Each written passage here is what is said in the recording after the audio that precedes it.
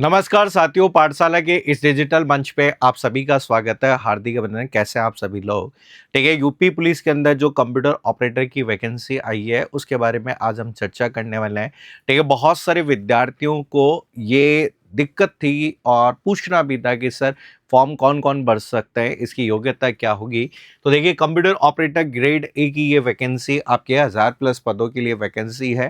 ठीक है, तो हम कहते हैं कि लगभग आपके 1352 पदों के लिए ये भर्ती यहाँ पर होने वाली है। अब क्वेश्चन जो है कि सर कौन कौन भर सकते हैं, इसकी योग्यता क्या होगी, क्वालिफिकेशन क्या होगी, तो आज के इस सेशन में हम जान लें।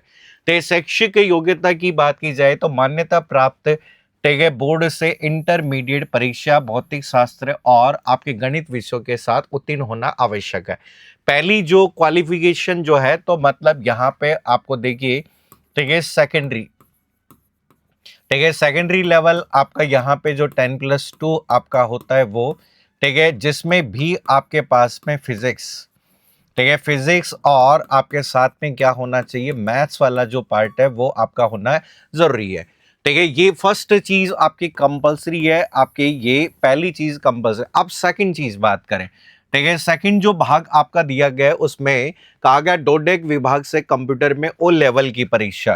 कि आपने अगर बात करें ओ लेवल की परीक्षा आपकी उत्तीर्ण की हो, क्या सरकार द्वारा इसके समकक्ष, आप देखो यहाँ पे उसके समकक्ष बोला गया है कि या तो आपने ओ लेवल की परीक्षा आपने पास की हो या उसके समकक्ष। अब समकक्ष में क्या होता है, ये सभी चीजें हम लोग यहाँ पे देखेंगे कि कौन कौन सी भर्तियां समकक्ष होती है।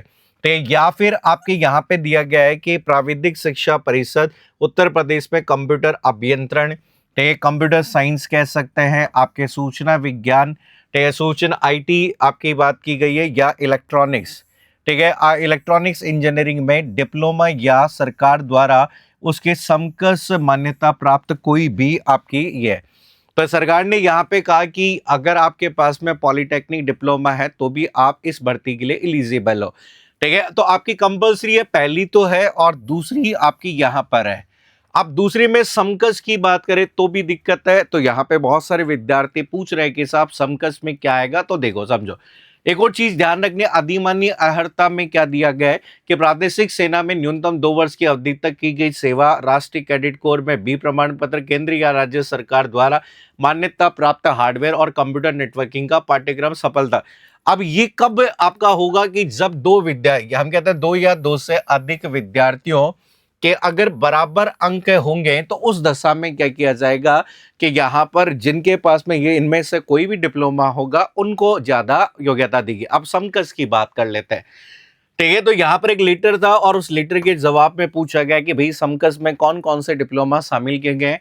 तो पहली चीज तो यहाँ पर क्लियरली है कि 12वीं में साइंस होनी चाहिए, और साइंस में भी आपके फिजिक्स और आपके जो सब्जेक्ट दिए गए वो मैथ्स आपके यहाँ पर होने कंपल्सरी है। ठीक है, आपके या फिर समकक्षता में देखो, ठीक है, नीलेट या किसी भी आपके पास निजी संस्था से, सरकारी या फिर निजी संस्था से कम 1 वर्ष की अवधि का ओ लेवल पाठ्यक्रम उत्तीर्ण हो, या तो आपने ओ लेवल किया हुआ। सेकंड चीज आपकी यहाँ पे दिया गया है मान्यता प्राप्त सरकारी या निजी संस्था से, ठीक है, 10+12 तो हम कहते हैं कि यहाँ पे कहा गया कि केंद्र, राज्य या किसी बोर्ड, विश्वविद्यालय, यूजीसी या एआईसीटी या नीलेट से मान्यता प्राप्त सरकारी निजी संस्था से 10+2 के। और अब याद रखना कि ये 10+2 आपके यहाँ पर किसके साथ में होनी चाहिए, फिजिक्स प्लस, ठीक है, आपके यहाँ पर मैथ की बात की गई है। ठीक, कम से कम 1 वर्ष की आपकी डिप्लोमा। अब ये बहुत सारे डिप्लोमा इन्होंने नाम लिख दिए हैं कि आपके पास डीओएपी का डिप्लोमा है, डीओएमए का डिप्लोमा है, एडीसी का डिप्लोमा है, एडीसीए का डिप्लोमा है, एडीसीएच का डिप्लोमा है, एडीसीपी का डिप्लोमा है, डीसीए का डिप्लोमा है, डीसीएफए है, डीसीएस है, डीसीटीटी का है, डीआईपी हो गया, डीआईएसए हो गया, डीआईएसएम हो गया, डीआईटी हो गया, डीएसटी हो गया, ऐसे डीटीपी का डिप्लोमा हो गया, एमडीसीए से एमडीसीआईएसएम, एमडीआईटी, एमओएमएसपी, सीआईएनएसएन, एडीसीएसटी, एडीएचएन, एडीआई, एडीपी, इसके बाद में एडीएससी और एआईटीटी और पीजीसीडब्ल्यू।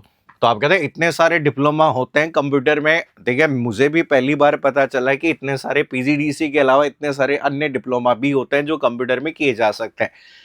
इसके बाद तीसरी चीज है कि यहाँ पर आप लोगों ने सरकार यहाँ पे 12वीं या स्नातक, कि 12वीं या स्नातक के बाद में कम से कम की जाने वाली अवधि में पीजीडीसीए या डीसीए कर रखा है। तो अगर आपने यहाँ पर पीजीडीसीए या डीसीए कर रखा है तो भी एलिजिबल है। 12वीं के बाद में, तो 12वीं के बाद में स्नातक करनी पड़ेगी और उसके बाद में आपका पीजीडीसीए होना चाहिए। तो यहाँ पे यूपी डेस्को से उत्तीर्ण कम से कम 1 वर्ष का डीआईटी का डिप्लोमा होता है।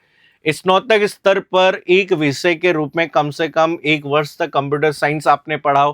ठीक है, जैसे हम कहते हैं बीएससी सीएस वाले जो विद्यार्थी, जो आपके कईयों का देखा हो ना, फिजिक्स प्लस मैथ्स, ठीक है, प्लस सीएस है। लेकिन ध्यान रखिए कि 12वीं के अंदर आपका यहाँ पर मैथ्स और साइंस होना जरूरी है।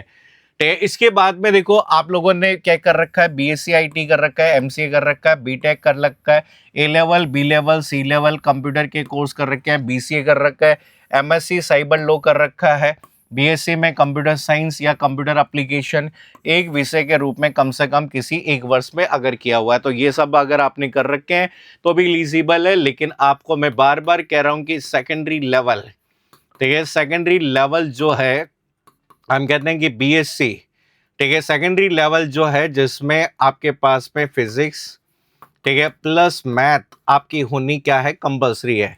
इसके अलावा 7वें नंबर पे दिया हुआ है कि मान्यता प्राप्त निजी संस्था से उपरांत तक आपके हाई स्कूल कम से कम 1 वर्ष की अवधि का कंप्यूटर डिप्लोमा कोई भी पाठ्यक्रम हो, केंद्रीय या राज्य सरकार के किसी बोर्ड के द्वारा यूजीसी के द्वारा राष्ट्रीय कंप्यूटर साक्षरता मिशन से कम 1 वर्ष का अवधि का कोई पाठ्यक्रम उत्तीर्ण हो। आईटीआई आपने 12वीं के बाद में आईटीआई कर रखी हो, कंप्यूटर ऑपरेटर कोपा, हम कहते हैं कोपा आपका किया हुआ हो, या फिर हम कह सकते हैं इन सभी के द्वारा डॉडेक्स से द्वारा मान्यता प्राप्त कम से कम 3 वर्षीय computer engineering, information technology, electronics, इन सब में अगर आप लोगों ने डिप्लोमा किया हुआ है तो आप सब एलिजिबल है। तो पहली चीज एलिजिबिलिटी, आपकी योग्यता को लेकर बहुत सारे विद्यार्थियों में डाउट था कि हम फॉर्म भर सकते हैं या नहीं भर सकते हैं। तो क्लियरली है कि बात सेकेंडरी, सीनियर सेकेंडरी के अंदर साइंस में भी फिजिक्स और मैथ्स का होना जरूरी है। और उसके बाद में इन सभी डिप्लोमा में से कोई भी डिप्लोमा आपके पास में, तो आप इस एग्जाम के लिए एलिजिबल है। अगर आप इस एग्जाम से हमें जुड़ना चाहते हैं तो पाठशाला आईटी अकेडमी की एप्लीकेशन पे लाइव प्लस रिकॉर्डेड बैच हम शुरू करने वाले हैं और ये बैच आपका शुरू होगा 22 तारीख से। ठीक है, हम कहते हैं कि 22 तारीख से ये बैच शुरू होगा जिसमें आप लोगों को टेक्निकल सब्जेक्ट के जितने भी सब्जेक्ट हैं उनकी लाइव क्लासेस आपको मिलेगी। बाकी आपकी जैसे हम कहते हैं रीजनिंग भी आपको लाइव मिल जाएगा। बाकी जो भी सब्जेक्ट हैं धीरे धीरे आपके यहाँ पर अवेलेबल हो जाएंगे। तो मंडे से आपके ये क्लासेस आपकी शुरू हो जाएगी। ठीक है, कैसे तैयारी करनी है, कौन कौन से सब्जेक्ट पे फोकस करना है, किस सब्जेक्ट में कितने प्रश्न पूछे जाते हैं, ये सभी देखने के लिए हम मेरा नेक्स्ट वीडियो का वेट करिए। आपके बहुत जल्दी आपको अगला वीडियो जरूर मिलेगा जिसमें आपको सिलेबस और हर सिलेबस को पढ़ने का तरीका मैं आपको बताने वाला हूं। आज के लिए इतना ही। Thank you so much, take care, bye bye, all the best.